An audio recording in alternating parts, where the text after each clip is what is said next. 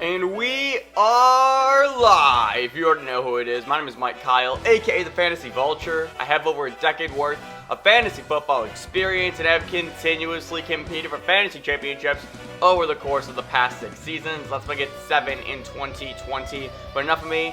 I'm here for you. On today's episode of the FB Show, we are going to continue our Week 3 game recaps, breaking down every single Week 3 matchup, all through the lens of fantasy football. Up next, the Philadelphia Eagles versus the Cincinnati Bengals. In fact, it's actually the other way around because the Eagles were at home. So if you are excited for this game recap, be sure to hit that like button down below like an open receiver downfield. Also smash that subscribe button, power running back style, so you never miss a video from me. Last but not least, you can follow me, of course, on all social media platforms at FFVulture. Specifically Twitter, that's where I spend the majority of my social media time at.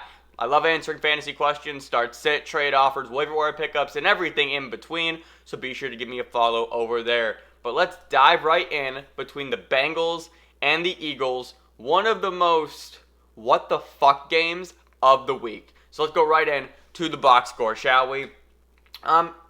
This game ended up in a tie. Let's leave it at that, right? This game ended in a tie in overtime by a final score of 23-23, putting both teams at 0-2-1. Let's go through the stats real quick. Joe Burrow, 31 completions on 44 pass attempts, 312 yards, and a touchdown.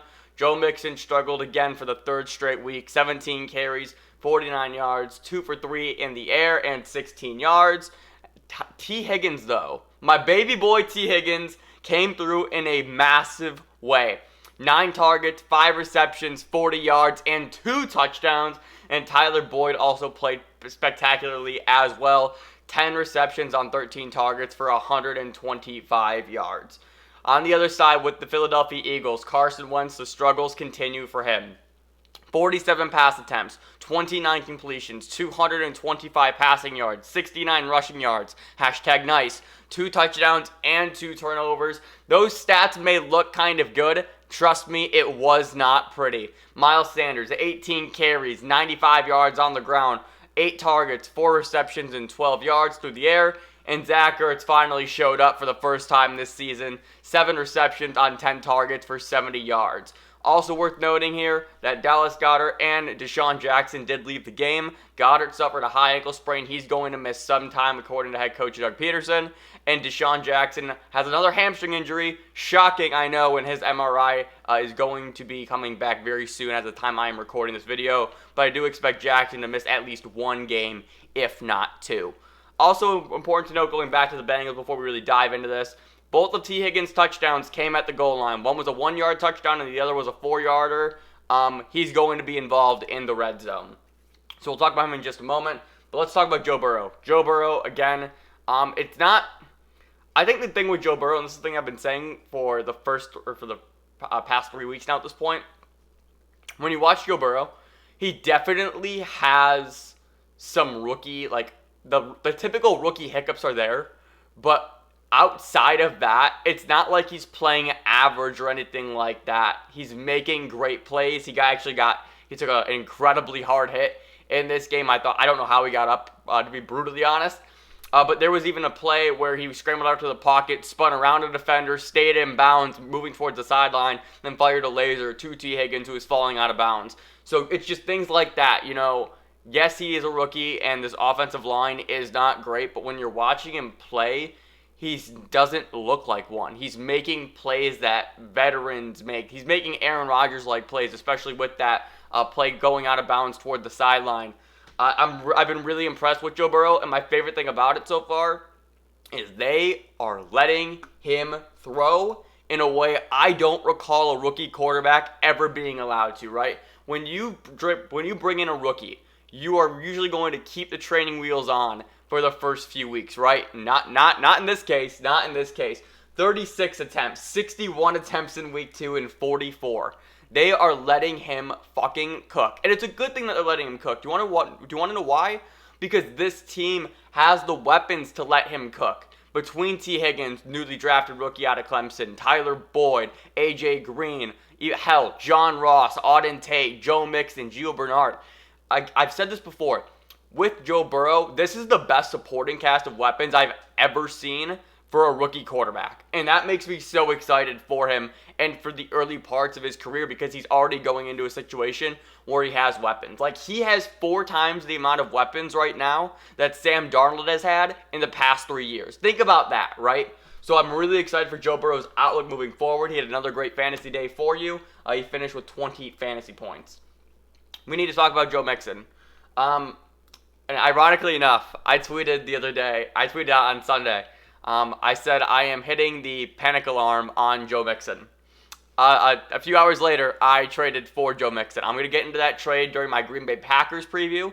My Green Bay Packers recap versus the Saints because Aaron Jones was a big part in that deal. And that's where I'm going to elaborate my thoughts on the trade. But just know that after I said I'm hitting the panic button on Joe Mixon, I actually went out and acquired him myself. So I would like to retract that tweet right here. So Joe Mixon, again, struggled for the second straight game. He played 71% of snaps, which is one thing that I love because that snap percentage went up by about 15 points. Actually, compared to last week, it went up by 20 points. But again, he had 17 carries. He had all of the Cincinnati Bengals rushing attack. Every single carry went to Joe Mixon. He also saw 3 targets out of the backfield as well. I think Gio Bernard saw 4 or 5. So he is still being involved in the passing game. Obviously, Gio is going to limit him in that way, but he is still being involved occasionally, and that's fine with me. The big thing here, though, with Mixon is just the fact that the offensive line is an absolute shit show, and he's not even able to break off big runs or even have the potential to do so. But this is like I guess my question right now is what's the difference between last year's offensive line and this year? And granted, I don't know the details off the top of my head. I'm probably going to go back and do some digging. But with Joe Mixon, if you weathered the storm last year, Mixon won you championships. It's just a fact. I hate the glare on these glasses, by the way. I'm probably going to take these off in the next video. But if you stayed the course with Mixon, he finished as a top 10 running back. Guys, he's going to do it again. Just be patient. If you're able to acquire him, go do it because he's still getting to work. He is still top 5 in carries, 19, 16, 17, targets 2, 4, 3. The work is still there. The talent is still there. The only thing is that offensive line, and Joe Mixon is a good enough football player to be better than the offensive line, right? So I think we can all agree with this, right? This offense, especially with Joe Burrow, as it gets better and better as the season goes along, they're going to continue to find ways to get the ball into the red zone, into the 5, and score. Initially I was panicked on Joe Mixon. Like I said, I tweeted. I said, sound the alarm. I'm becoming more and more panicked. But as I really sat there and thought about it, it's like this is the exact same thing that happened last year, and I know what happened at the end of last year. And that was Joe Mixon is a fucking talented running back, and he's going to put up fantasy points for you. So if you want to sell, believe me, I get it. But if you want to buy Joe Mixon, go do it. Oh my God, go do it because the price is so beautiful for him right now. Moving over to the receivers here, the big thing I want to talk about is T. Higgins. T. Higgins led the Bengals in wide receiver snap percentage. He was on the field quite often at 81%. Let me make sure of that real quick. Yep, without a doubt. He smashed it. So 81% of snaps, and the thing you have to consider with the Bengals is that they have so many pass catchers. They are going to rotate them in and out, so you're not usually going to see a player in like the 90s like you normally would on a team, just because they literally have Higgins, Boyd, Green, Tate, Mike Thomas, and John Ross as well, but John Ross was a healthy scratch in this game. So they have guys, though. Like, they just have, like, this revolving wheel of guys that they can rotate in and on the field to make sure everybody has fresh legs. But T. Higgins, I've been saying it. I was saying it all offseason long. I said, you need to get T. Higgins. And the reason why you need to get T. Higgins, now, granted, this was more so dynasty than redraft because I wasn't sure when T. Higgins' value was ultimately going to come. I thought it would be next year, not this year, in all honesty. But the thing with T. Higgins for me, the way I looked at it, was an A.J. Green clone. Same size, same speed, same athleticism, just giant playmaker. And what do they do with an aging A.J. Green? They bring in the next A.J. Green. It's literally perfect. And not only that, but they also bring him in with Joe Burrow. So they had all offseason to work out together. I know that they were throwing together before they were. I know that they were throwing together before they were even drafted by the Bengals. Excuse me. So there was just a building chemistry I didn't expect it to come in week 3, though, right? So Higgins, 9 targets. The only reason why he didn't lead the team is because Joe Burrow loves the slot and threw to Boyd 13 times. But he saw multiple targets inside the 5. Again, both of his touchdowns came at the 1 and the 4-yard line. And he also outsnapped A.J. Green in this game. So, I like the T. Higgins breakout is here. He's officially jumped John Ross, who was a healthy scratch in this game. You need T. Higgins for me.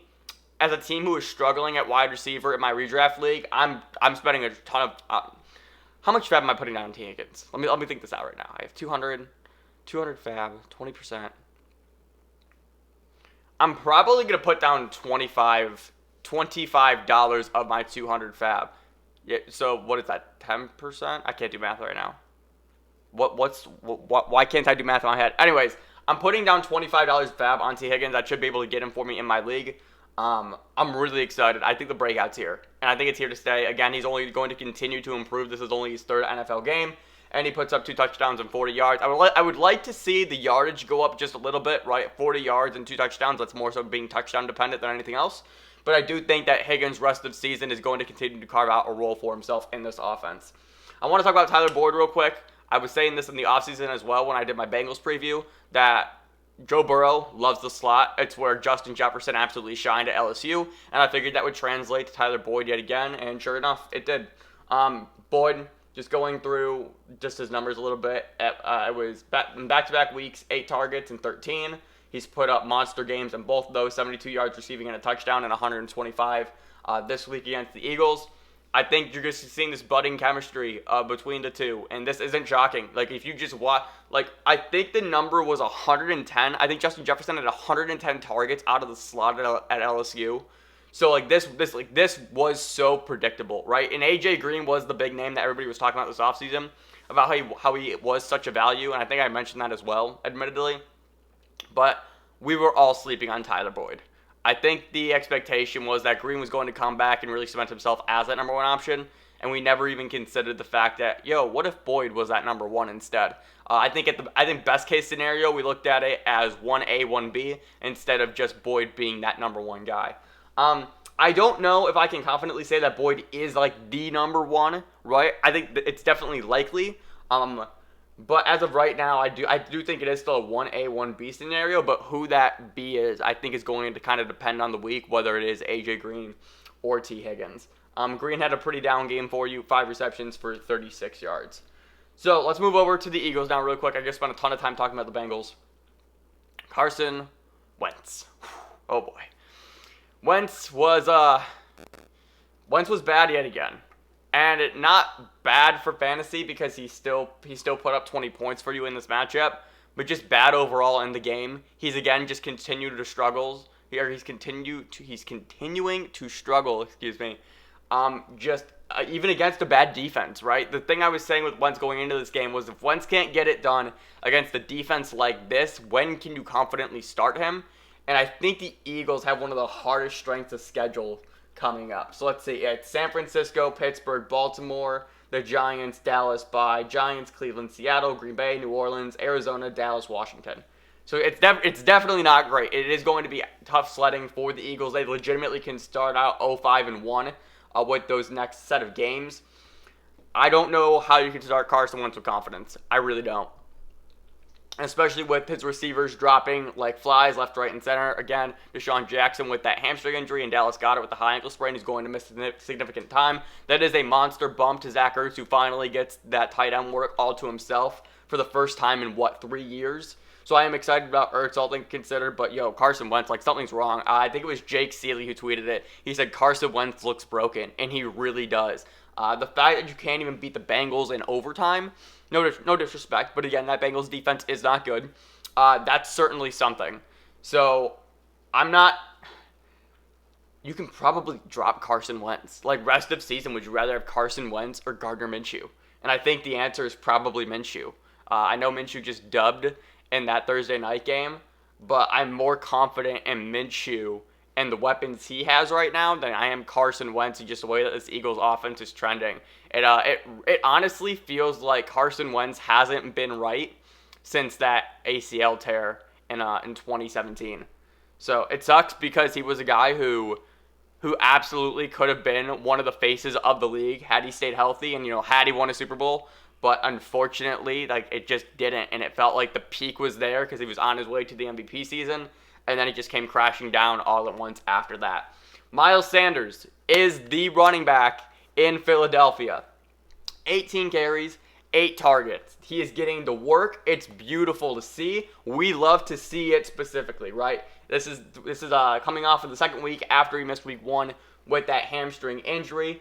So again, he's on pace. He is on pace to lead the Eagles in touches, by a large margin. You're looking at 20 carries in week 2, 18 in week 3, 7 targets and 8 targets, right? So he's being heavily involved. He is the guy in this backfield. Boston Scott is relevant. I don't care about him. Any other ancillary Eagles running backs of potential? No thanks. It's Miles Sanders. Miles Sanders is one of the few workhorses left in the NFL. And there is a chance that you might be able to actually buy low for him because he still hasn't put up incredible numbers per se. Obviously, that 17-point game in week 2 is fine, but that 12-point game against Cincinnati is a bit of a disappointment. I would look to see what the price is for Miles Sanders in your league. Moving over to the wide receiver position. Can I say I'm not interested? I didn't mention this in the graphic, but Greg Ward actually had an incredible game. 8 receptions on 11 targets for 72 yards and a touchdown. He finished the game with 16.6 fantasy points. I didn't include him in the graphic because blatantly I don't think anybody was really starting Greg Ward willingly. So he wasn't fantasy relevant in this game. Well, I guess before this game. So you guys get the point. But just going through the Eagles pass catchers here, this is another reason not to start Carson Wentz because he literally has nobody. If Deshaun Jackson is going to miss the next week at a minimum, and maybe even 2 or 3 going forward due to that hamstring injury, there is no Dallas Goedert. There is literally Zach Ertz here, right? Hightower, who was their 5th round draft pick, I think he led the league, or he led the team in snap percentage with the 86. He was a 5th round pick out of Boise State. So what? How can you start Carson Wentz with confidence if you aren't confident in his pass catchers whatsoever? Greg Ward, in all honesty, might be a sneaky free agent ad for you if you are desperate for wide receivers. But again, I think I'd rather have T. Higgins, who played in the same matchup, than Greg Ward moving forward. Ertz, don't need to say much. Again, like I said, with Goddard out for the foreseeable future, Ertz is going to see all the tight end work, and we know how much Carson Wentz loves to throw to that position. So if you have Zach Ertz, honestly, we don't root for injuries here, but that Dallas Goedert injury is a blessing in disguise for you. But that's going to do it for my Bengals and Eagles game recap. If you enjoyed, be sure to leave a like and subscribe down below. I'm trying to do this for every single week 3 matchup. Link to that will be all up here. You can also follow me on all social media platforms at FFVulture. And again, thank you so much for watching. Remember, people come and go, but fantasy championships are forever, and I will see you in the next video.